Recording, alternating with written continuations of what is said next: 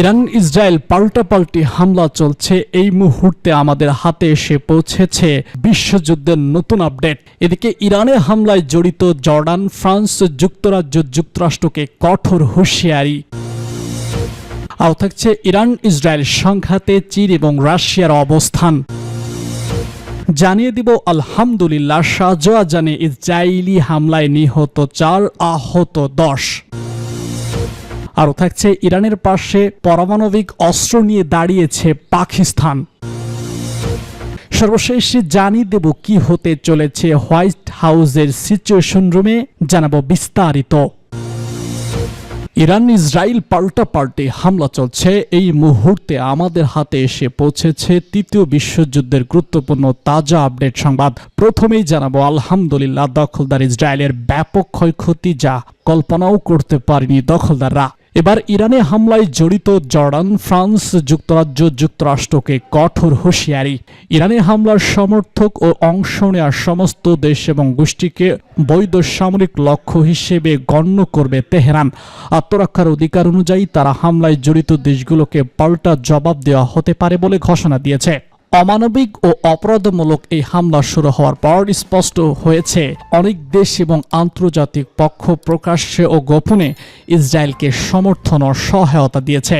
উদাহরণ হিসেবে Jordan, France, যুক্তরাজ্য, যুক্তরাষ্ট্রকে উল্লেখ করে বলা হয়েছে তারা জেট বিমান, আকাশ প্রতিরক্ষা ব্যবস্থা ও জাহাজ সরবরাহ করে এই হামলায় অংশ নিয়েছে। অন্যদিকে আজারবাইজান ও পারস্য উপসাগর এলাকায় মোসাদ ও অপরাধ চক্রের কার্যক্রম এবং ইরানে অনুপ্রবেশের চেষ্টায় গুপ্ত বিচ্ছিন্নতাবাদী গোষ্ঠীর ভূমিকা নিয়েও প্রকাশ্যে এসেছে। ইরান বলেছে যে সমস্ত দেশ এই গোষ্ঠী এবং ষড়যন্ত্রে জড়িত রয়েছে তারা সবাইকে আত্মরক্ষার অংশ হিসেবে টার্গেট করা হতে পারে। তেহরান আরও বলেছে যে কোনো দেশ আবার যদি ইরানে হামলার সমর্থনে অংশ নেয় তাহলে তারা ইরানি জনগণের বিরুদ্ধে যুদ্ধ ঘোষণা হিসেবে গণ্য করা হবে এবং সমুচিত জবাব দেওয়া হবে। ইরান দৃঢ় প্রতিজ্ঞ, তারা জাতিকে এবং সার্বভৌমত্বকে রক্ষা করার জন্য যা দরকার তাই করবে।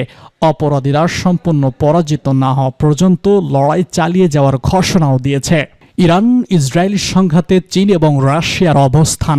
ইরানের ঘনিষ্ঠ মিত্র হিসেবে পরিচিত চীন এবং রাশিয়া শুক্রবার জাতিসংঘের নিরাপত্তা পরিষদের জরুরি বৈঠকে ইসরায়েলের অব্যাহত হামলার নিন্দা জানিয়েছে। তারা অবিলম্বে উত্তেজনা বন্ধের আহ্বান জানিয়েছে। একই সঙ্গে সতর্ক করে দিয়েছে যে এর ভয়াবহ বৈশ্বিক পরিণতি হতে পারে। খবর বিবিসি বাংলার। চীন আবারও ইসরায়েল ও ইরানকে বলেছে যেন তারা পাল্টাপাল্টি হামলা বন্ধ করে উত্তেজনা হ্রাসের পদক্ষেপ নেয়। সোমবার এক বিবৃতিতে চীনা পররাষ্ট্র মন্ত্রণালয়ের মুখপাত্র বলেছেন, আমরা সব পক্ষকে আহ্বান জানাচ্ছি যেন তারা অবিলম্বে এমন পদক্ষেপ নেয় যা উত্তেজনা কমাবে, এই অঞ্চলকে আরও বিশৃঙ্খলার দিকে ঠেলে দেওয়ার থেকে রক্ষা করবে, সেই সঙ্গে আলোচনার মাধ্যমে সমস্যার সমাধানে যাওয়ার উপযুক্ত পরিবেশ তৈরি করবে। গতকাল রোববার আরেক মুখপাত্র বলেছিলেন, এই উত্তেজনা কমানোর প্রক্রিয়া চীন গঠনমূলক ভূমিকা রাখবে। এর আগে গত 13 জন চীনের পররাষ্ট্র মন্ত্রণালয় তাদের সাপ্তাহিক সংবাদ সম্মেলনে জানায় তারা ইরানের সার্বভৌমত্ব, নিরাপত্তা এবং ভূখণ্ডের অখণ্ডতা লঙ্ঘনের বিরোধিতা করে। সংবাদ সম্মেলনে এও বলা হয়, যারা আঞ্চলিক উত্তেজনা বাড়ায় বা সংঘাত সৃষ্টি করে চীন সেই ধরনের কোনো কর্মকাণ্ডের বিরুদ্ধে। তারা চায় সব পক্ষ যেন শান্তি এবং স্থিতিশীলতা বজায় রাখতে কাজ করে এবং উত্তেজনা যেন আর না বাড়ে। চীনের এক মুখপাত্রকে এই সংবাদ সম্মেলনে প্রশ্ন করা হয়, যদি আবার ইরানের উপর হামলা হয় তবে হরমুজ প্রণালী বন্ধের ইরানি হুমকিকে চীন সমর্থন করবে। তিনি সরাসরি জবাব দেয়নি, বরং বলেছেন এই ধরনের অমানবিক ভিত্তিক প্রশ্নের উত্তর দেওয়া ঠিক নয় এবং এই অঞ্চলের পরিস্থিতি আরও খারাপ হবে, সেটা কেউ চায় না। ইসরায়েল এবং ইরানের অবস্থিত চীনা দূতাবাসে হামলার পরে নিরাপত্তার সতর্কতা জারি রয়েছে এবং চীন নাগরিকদের সতর্ক থাকতে বলেছে। 2024 সালের অক্টোবর মাসেও চীন এইরকম অবস্থান নেয়। তখন চীনা পররাষ্ট্রমন্ত্রী ওয়াং ই যুক্তরাষ্ট্রের ইসরায়েলের পররাষ্ট্রমন্ত্রী ইসমাইল কারুজকে বলেছিলেন, অব্যাহত যুদ্ধ এবং বিশৃঙ্খলা এই অঞ্চলের কোনো পক্ষের জন্যই ভালো নয়। আলহামদুলিল্লাহ, শাহজাহানে হামলায় ইসরায়েলি সেনা নিহত, আহত 4। দক্ষিণ গাজা উপত্যকায় প্রতিরোধের মুখে পড়েছে ইসরায়েলি সেনারা। এতে নিহত হয়েছে 1, আহত হয়েছে 10 জন। তাদের মধ্যে 4 জনের অবস্থা গুরুতর। খবর দ্য টাইম অব ইসরায়েলের। সামরিক বাহিনী IDF জানায় গাজা উপত্যকায় যুদ্ধের সময় তাদের সেনারা আক্রান্ত হয়। নিহত সৈনিকের নাম স্টাফ সার্জেন্ট লেভি কাশেম, বয়স 20। পশ্চিম তীরের নির্দিম বসতি থেকে আসা লাভেশিম গুলানি ব্রিগেডের 12তম ব্যাটালিয়নের সদস্য। IDF এর প্রাথমিক তদন্ত উঠে আসে খান ইউনুসে অভিযানের সময় শাসেম অন্যান্য আহত সৈনিকেরা একটি সাজোয়া সেনাবাহী গাড়িতে ছিলেন। হঠাৎ একজন সন্ত্রাসী গাড়ির বাইরে বিস্ফোরক ডিভাইস স্থাপন করে। সেনার কি করবেন তা বুঝে ওঠার আগেই সেটি বিস্ফোরিত হয়। বিস্ফোরণে লেশেম নিহত এবং বাকিরা আহত হন। তাদের মধ্যে একজন অফিসার সহ 4 জন সৈনিকদের অবস্থা আশঙ্কাজনক। বাকি 3 জন সৈনিক মাঝারি অবস্থায় এবং আরও 3 জন সামান্য আহত হয়েছে। 2023 সালের হামাস ইসরায়েল হামলা করে। এর জেরে গাজা উপত্যকায় গণহত্যা চালাচ্ছে ইসরায়েল। এই যুদ্ধের জেরে লেবানন এবং ইয়েমেনও ইসরায়েলি হামলার ঘটনা ঘটেছে। এবার ইরানের পাশে পারমাণবিক অস্ত্র নিয়ে দাঁড়ালো পাকিস্তান। ইসরায়েলের সাম্প্রতিক হামলার পরিপ্রেক্ষিতে ইরানের প্রতি পূর্ণ সমর্থন জানিয়েছে পাকিস্তান। একই সঙ্গে মুসলিম দেশগুলোর প্রতি ইসরায়েলের সঙ্গে সম্পর্ক ছিন্ন করার আহ্বান জানিয়েছে ইসলামাবাদ। পাকিস্তানের পররাষ্ট্রমন্ত্রী খাজা আলিফ শনিবার পাকিস্তানের জাতীয় সংসদে দেওয়া বক্তব্যে বলেছেন, আমরা ইরানের পাশে আছি এবং তাদের স্বার্থ রক্ষায় আন্তর্জাতিক অঙ্গনে সর্বাত্মক সহযোগিতা করব। তিনি আর বলেছেন, ইসরায়েল শুধু ইরান নয়, ইয়েমেন এবং ফিলিস্তিনকেও টার্গেট করেছে। যদি মুসলিম রাষ্ট্রগুলো এখনই ঐক্যবদ্ধ না হয় তাহলে একে একে সবাইকে একই পরিণতির মুখোমুখি হতে হবে। প্রতিরক্ষামন্ত্রী আসিফ সব মুসলিম দেশগুলোকে অবিলম্বে ইসরায়েলের সঙ্গে কূটনৈতিক সম্পর্ক ছিন্ন করার আহ্বান জানিয়েছেন। একই সঙ্গে তিনি অর্গানাইজেশন অফ ইসলামিক কোঅপারেশনকে একটি জরুরি বৈঠক ডাকার অনুরোধ করেছেন, যাতে একটি যৌথ কৌশল নির্ধারণ করা যায়। তার ভাষায়, ইসলামী জিহাদের এখন ঐক্যবদ্ধ প্রক্রিয়ার সময়। আলাদা আলাদা নিন্দা যথেষ্ট নয়, প্রয়োজন সম্মিলিত প্রতিরোধ। পাকিস্তানের ডেপুটি প্রধানমন্ত্রী এবং পররাষ্ট্রমন্ত্রী ইসহাক দার এক বিবৃতিতে বলেছেন, ইরানের উপর ইসরায়েলের এই আক্রমণ তাদের সর্বাত্মক জঘন্য লঙ্ঘন।